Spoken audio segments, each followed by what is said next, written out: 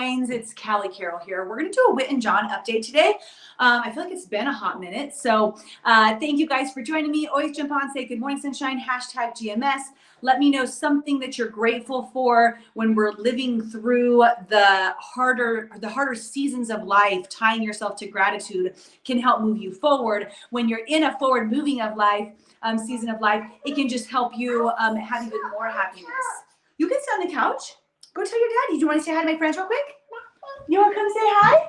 So, first of all, you're not saying hi. Okay, he's snarly. Update number 1. Whitten John is snarly. No, let's go back to the beginning. It's been 8 months, you guys. 8 months since I did that post. You guys encouraged me to get into a specialist to see what was going on with him after multiple times at the doctor where they said nothing was wrong, but they were just trying to get him in, right? Everybody was doing their best. 8 months ago when I was going to the hospital by myself with all of these different bags, with the potty, with the diaper bag, with this like pack of pillows and blankets and stuff, doing my first overnight stay. John Carroll was in California. My parents were off camping, and I thought I was going in for this routine test where maybe he would have this thing called diabetes insipidus, and I would walk out and he would just take some medicine. Like, that's really what I thought. I was like, no problem, I got this. Got to the hospital. And at that point, they were like, it's going to be a rough night. So they did prepare me. I didn't understand the gravity of what they meant by rough night. My mom came home from a camping trip quick. She got there with me so she could be there for the misery of the evening. I don't know which night was my darkest over those next 3 weeks, but we found out that Whitten John had a rare disease called Langerhans cell histiocytosis, complicated by a disease called diabetes insipidus or arginine vasopressin deficiency, where his pituitary has a tumor on it. He has a tumor over here, back here on his hip. We went in to do a chemotherapy round, like the most gentle type of chemotherapy, quote unquote, for this treatment, right? Did that for 6 weeks, didn't work. Went in and actually changed some things around, tried a new chemotherapy, did that 10 times, did not work. Went back in for rescans, found 5 different tumors across his body, additional ones, and the hip was growing. So now we had one in our leg, our rib, our humerus, and the pubic bone, and was devastated, but also just was really lost in the mentorship of this disease that it is, right? Went to a specialist in Texas for both endocrinology and oncology, and found somebody who really sees this often. The doctors here in Colorado are fantastic, but they don't see it as often as a specialist like this at this level. Woody's been doing it for 30 years. So we started a new form of chemotherapy. We've been doing it for 4 rounds. We're on our 5th round, day 3. He is doing his 40th infusion today. So his 40th like uptake of chemo into his little body, and here's the update. All right, so that's like everything. I like that, kind of like wraps it up for you guys. You know, life is just interesting right now. Is the best way for me to put it. It's like these huge pendulum swings on a daily basis of recognizing and acknowledging our emotions, our blessedness, our fears. You know, and it's very confronting that it's a confronting way of life, acknowledging that there are always 2 sides, right? It's super confronting knowing that there is night and there is day, but when there's night, the day is coming. But what I get fearful of is when there's day, the night is coming, and that just messes with my mind. So honestly, emotionally and mentally, I'm kind of just like really in this discovery mode of diving into what is this all about, right? Like, you know, what I mean, it's getting me pretty philosophical, whatever, right? That's not how you say it, but you know, really trying to dive into what is my new purpose? What is my next purpose? What is it as we go through chapters of life? And as I'm studying, I haven't been doing as many lives, you guys, because I'm like, I don't really know how to talk about it. Like, my brain just hasn't wrapped itself around it. So I don't feel like I can really deliver a clear message on it. So that's where I'm at. I did a message last night about my tear flow, and I am definitely in the emotions. We will be happy as can be, laughing one moment, having a dance party. We'll be crying from happiness, crying from sadness or fear. So we're kind of all over the board. But I can tell you this, all in all, I will tell you the number one thing is that our faith,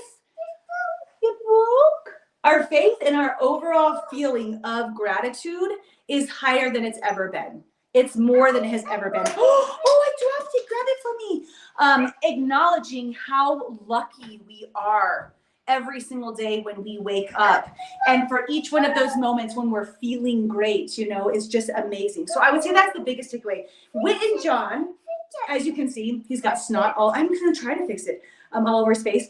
He's doing good. Yes, he definitely has adverse effects. He already barfed once this morning. He's tired but won't sleep. He has insomnia. His medication, there's 2 weeks where we're taking like a smorgasbord of medication, and then there's 2 weeks where we're only taking one medication. So again, it's like that ebb and flow of like, like all this like hardship and trials, and then all of a sudden you're in this heaven week and this peaceful time. This on, you're gonna have to ask your daddy. I don't know how to turn that one on, baby. He still likes to fix things. We're trying to see what his hair looks like if we grow it back. He doesn't grow back here, and it kind of looks like little chicken fuzz, but it's pretty adorable. We see a lot of kids in the hospital like that, right? Some are completely shaved down, some have the chicken fuzz, some have like the thin, long hair, but he's super adorable like that right now.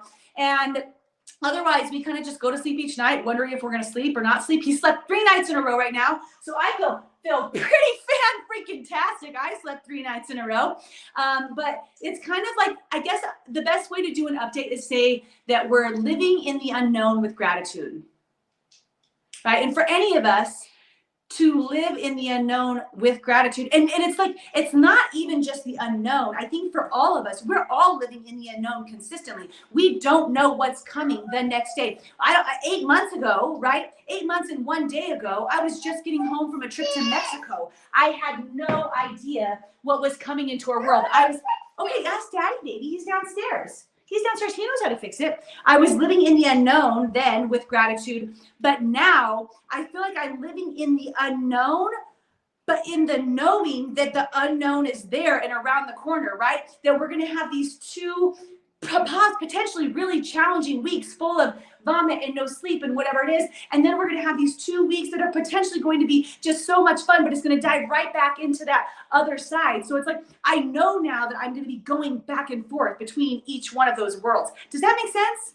This is why it's so hard to talk about, because it's like, it's just before where I was, and I don't want to say you don't want to want to focus on like the sunshine and the rainbows and the next piece, because you do, because that's the gratitude in it, right? It's moving through.